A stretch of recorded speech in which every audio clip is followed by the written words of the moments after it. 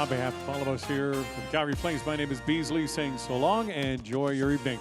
Right now, Brendan Parker and Cory Sarich standing by with tonight's Flames TV live post-game show presented by Original 16. You can look for new limited edition 15 packs of Original 16 Canadian Pale Ale. Each pack includes a mix of collectible cans for the ultimate Flames fan to proudly display. Original 16, official beer sponsor of the Calgary Flames.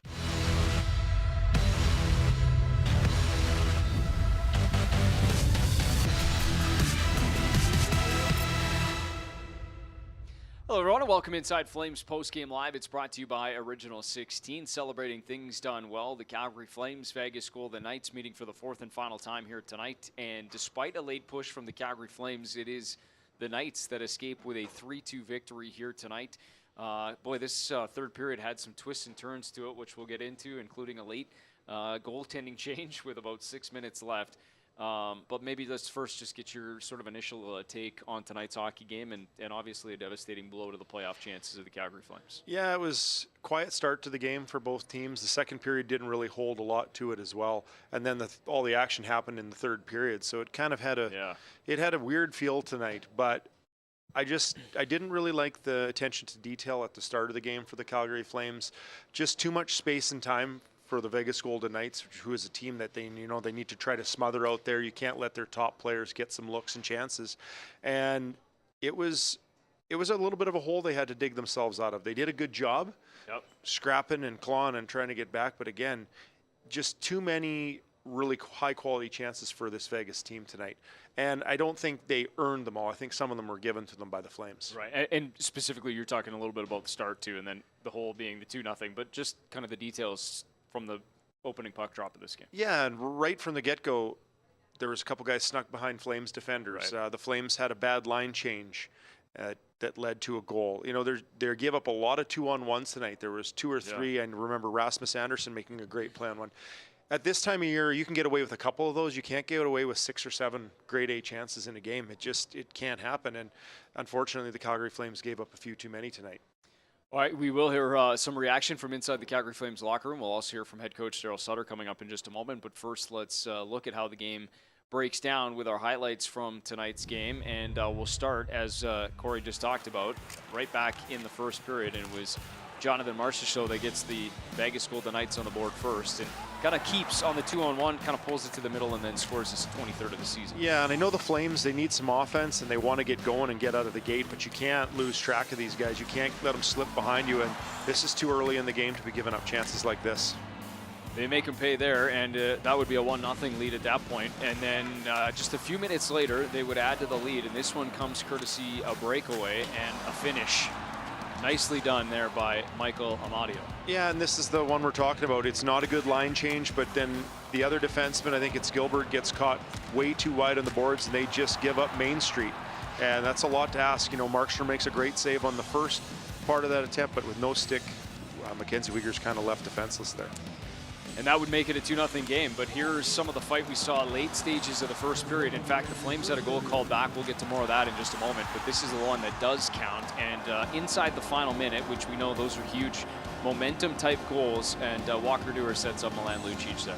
Yeah, this is a big goal. And then got the crowd in the game here. I know it's right at the end of the period.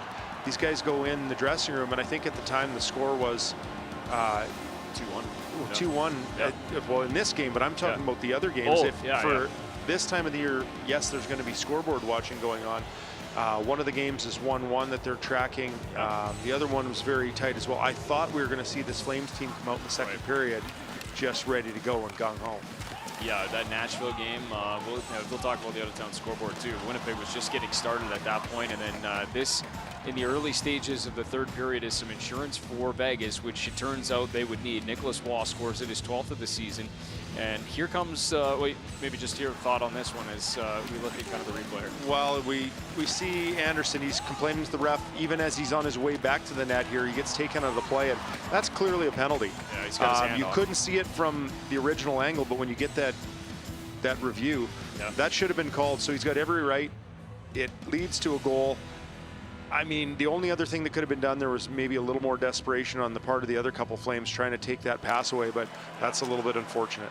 Yeah, you can see the one hand comes off. Ironically, it was Waugh that did it, and then he ends up getting the goal from it. This a power play goal, though, later in the period, about the midway mark, and it would be Nazem Kadri that scores his first and 14. But Kadri comes up huge after a little bit of a goal-mouth scramble and then finds some space. Yeah, and nice pass through to Huberdeau. They get a stick in on him, and he doesn't get a great opportunity, but he sticks with it. Finds Kadri out front, and a little look of relief on his face there to get that monkey off his back and put one in behind the goaltender. Yeah, and such a huge moment. Obviously, you're looking for a spark, looking for something to. Yeah, I mean, we talked about some chances too, and we'll look at those here in just a moment. Actually, maybe before we get to Daryl, let's talk about that late stages of the game. You felt like some pressure was mounting. Vegas did a line that was out there for had to have been well over a minute.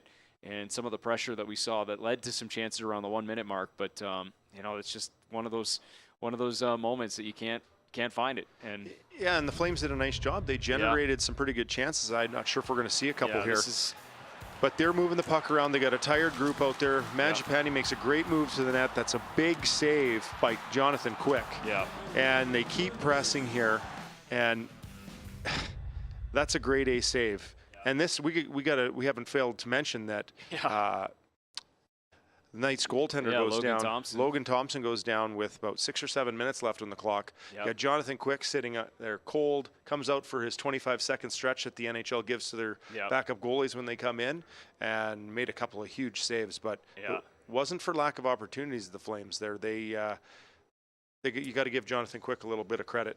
Sure, coming in that kind of spot. I know neither one of us were goaltenders, but to sit for that long and then to come in that high of a leverage position, that can't be exactly what a goaltender's looking for. And the Flames did everything they wanted. They got traffic to the net. They had good looks. Toffoli found on a couple of pucks where there's some good shooting opportunities. It just, again, the only thing I don't like about it is you start a little too late. You wait till partway through the third period. You're down. That press needed to come in the second after that Lucic goal, and it was just such a quiet second period tonight. I feel like it was a wasted 20 minutes. Right. 5:53 was what Jonathan Quick ends up playing, so just past the 6 minute mark left in that third period. He comes in and then turns aside all the shots he faced, which were all 5 of them tonight. All right, let's get some reaction. Let's hear from the head coach now of the Calgary Flames, Daryl Sutter, standing by in the Ed Whalen Media Lounge. Let's listen in. See you out there tonight. Pardon? What did you think of the game tonight? I think Markey really had a great first period, gave us a chance to stay in it. I think it's kind of like when we went to Vegas last week. We caught them with some miles. I think they caught us with some miles. But I thought we battled back, and it's when you need somebody to make a big play, score a goal. Did you see a little more out of Kadri than you've seen of late tonight? Yeah, I thought he was really good last game too. I mean, there's ebbs and flows. These guys aren't perfect, right? So I thought the line was really good in Anaheim, and I thought they.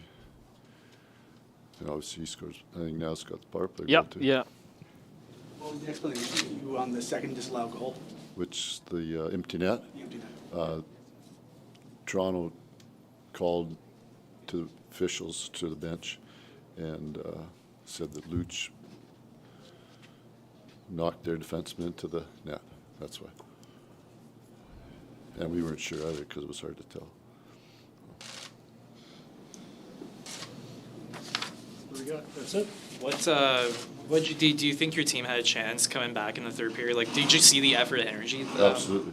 We thought we worked hard, and hey, you know what? It's like we talked about this morning. You're coming into 3 and 4 here. You're going to need 4 lines and 3 pairs, and we're probably a little bit short. And Louis' line scores a goal, and I think they probably got after a couple of our defensemen pretty good. Looked like they slowed them off the ice a little bit, hey?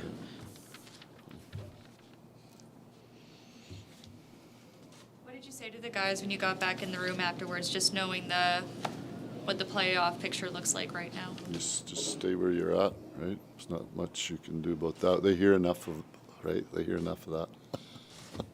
So they'll need to hear it from the coaches. How tough was it for you guys to cut through their their defense. It felt like their defense was cutting off so many passes tonight. You guys asked this morning about that stuff, right? They are. We've played some top division teams here that have top 4 defensemen that shut you down in the middle of the ice. Okay, thank you. You need players, Sean?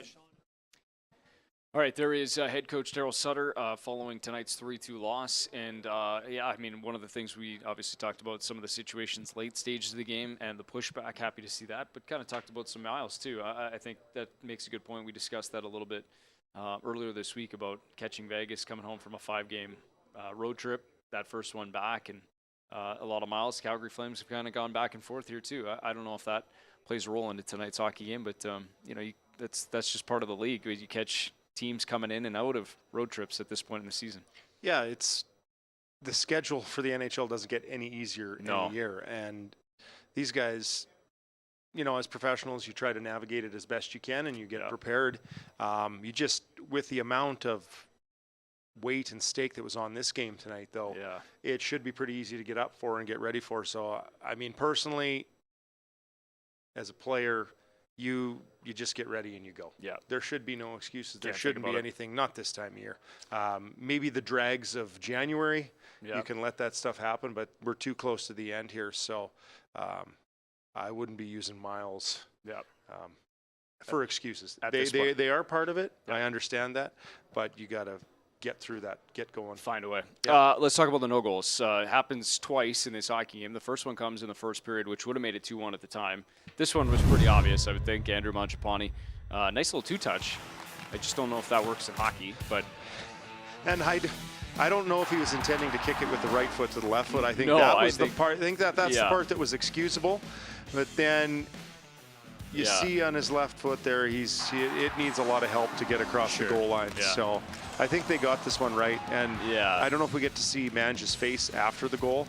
It looked a little guilty. Did it? Yeah. Well, there wasn't a huge argument put up on that side. So that one, understandably. This one, the second one, was a little bit different because Walker Dewar in the third period, scores a goal that I don't know that we've seen something go down quite like this before, given the fact that the goaltender was out of the net. And we'll see that the net's actually off its moorings, and that's what part of it starts it. But you could actually hear teammates yelling at Walker to shoot it, because the net's open. What do you make of this one? Well, why was the net open? That's the piece of the puzzle we haven't solved yet, Brendan. Yeah, that's the part we don't know. Goalie goes over the bench, and we're just not sure why. Like, it didn't look like the ref was signaling a penalty. You suggested he was maybe going for a line change. That doesn't usually happen. This is the first for maybe he had a bum skate, go over there, get a quick stripe with the magic stick to come back. I don't know. That one was absolutely bizarre. I have no idea what he was doing over there. I hope someone asked him a question after the game so we can figure it out. I like signaling. Maybe he was signaling a little bit of the they're doing some post-game stuff as well. But anyway, shortly after that, he leaves the game. But I don't know what that all entailed, but either way, he was right in that the net was off, and eventually that's the decision that's made. And obviously it was because I think the description was that Milan Lucic pushed Zach Whitecloud into the net, therefore it was the Flames that causes the net to go off its moorings, and that's hence the no-goal. So that's where we stood there, but a couple of odd ones here tonight. The kick-in and then the no-goal. Let's go inside the Calgary Flames locker room now, and let's get some reaction, obviously fresh off this loss. I'm sure since some disappointment. Here's Mackenzie Weegar standing by.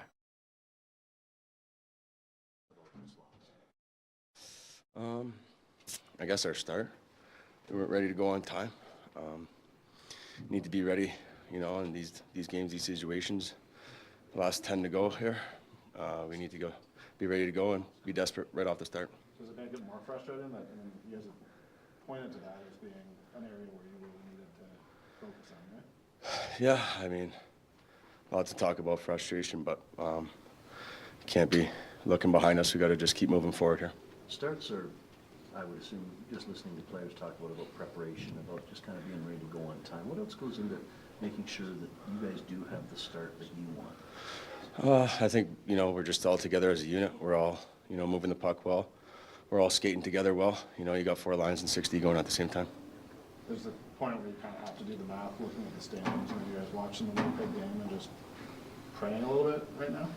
I didn't watch the Winnipeg game, no. That last flurry, what did you see on that? I saw the net and I missed my shot. I think there's one chance I can get back all year, it'd be that one. Mackenzie, is there an explanation for those slow starts that you talked about? Because we've seen a couple of them of late. I don't know. I don't know. It might just be preparation or focus or, coming off, a road trip, tough travel, many different things, but we got to find a way to, come out a little bit harder at home. Okay, thanks. All right, short and sweet there from Mackenzie Weegar, and obviously, as we kind of talked about right off the top of the show, pointing right to the starts here tonight, and kind of matter-of-factly, if so. Yeah, he was to the point, and I think he's absolutely correct. I mean, it's a bit of a tough pill to swallow when you're saying that. In this but position. It takes everybody being ready to go, and it's the attention to those small details right out of the gate that makes such a huge, or have such a huge bearing on the game. Yeah. And they just give, in the course of the first two periods, they just gave Vegas way too many opportunities to pull away in this game, and you can't do that at this stage of the game. Yeah. All right, let's go right back inside because we'll hear from our next member of the Calgary Flames inside the Calgary Flames locker room. Let's hear from Milan Lucic now.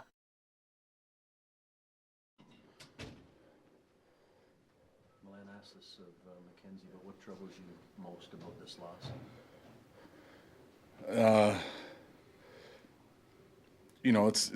It's a tough one. I mean, effort was there in spurts. I said it this morning. We're a team that relies on all four lines and all 60 to have success, and I don't think we had that for a full 60 minutes. And obviously, when you're down 2-0, you're chasing the game, and we weren't able to tie it up after that. So, yeah, it's just, it sucks because, we had a good push there in the third too, hit a post, a couple of great chances to make it 3-3 and doesn't go in for us.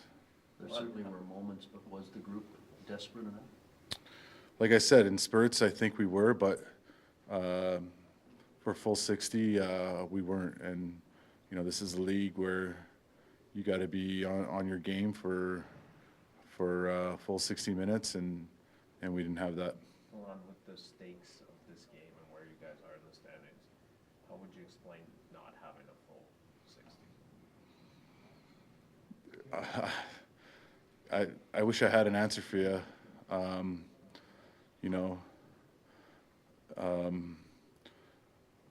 When it's big games, we need guys to step up and be, big players, and we didn't have that tonight from everyone.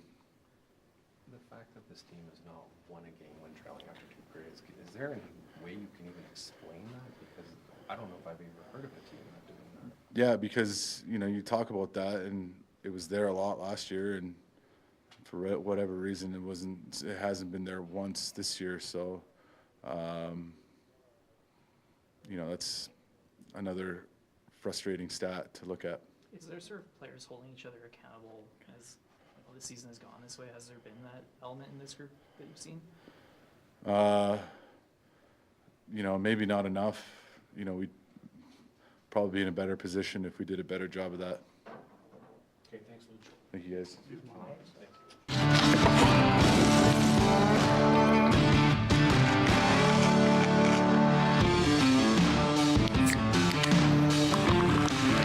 Original 16, a great way to celebrate things done well.